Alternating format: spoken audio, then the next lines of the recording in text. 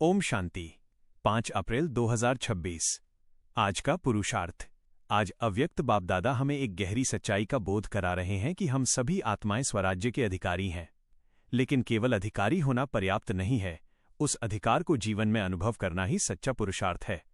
बाबा कहते हैं कि हर एक आत्मा 3 तख्त की मालिक है: स्वराज्य का तख्त, बाप दादा के दिल का तख्त और भविष्य के अखंड राज्य का तख्त। लेकिन इन तीनों तख्त का अधिकारी बनने के लिए सबसे पहले अपने मन के राज्य को संभालना आवश्यक है। स्वराज्य का अर्थ है अपने मन, बुद्धि और संस्कारों पर पूरा नियंत्रण। मेरे हर संकल्प पर मेरा अधिकार हो, मेरे अंदर केवल शांति, सुख, प्रेम और आनंद का राज्य चलता रहे। लेकिन अगर मन में कभी अशांति, चिंता, क्रोध या व्यर्थ संकल्प आते हैं तो ये संकेत है कि माया भी बीच में अपना राज्य चला रही है, और जहां 2 राज्य होते हैं वहां अखंड राज्य की प्राप्ति नहीं हो सकती।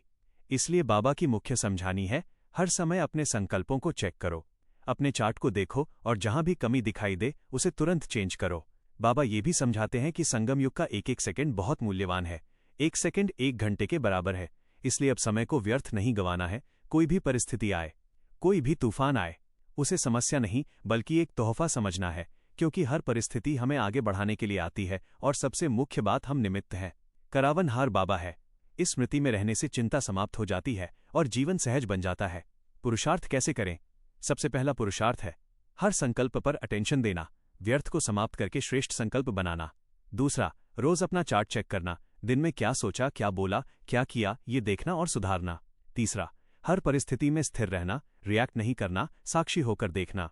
चौथा, अमृत वेले का महत्व समझना, सुबह की स्मृति से पूरे दिन की स्थिति बनती है।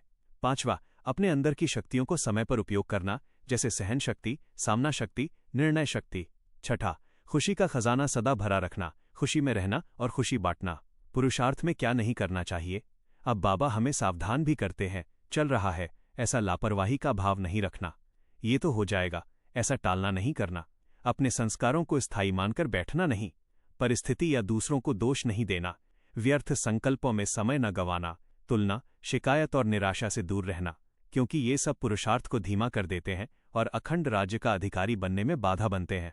तो आज का सार यही है, अपने स्वराज्य की रिजल्ट को चेक करो, हर कमी को पहचानकर उसे चेंज करो और अपने मन में एक ही राज्य स्थापित करो: शांति, सुख और पवित्रता का राज्य।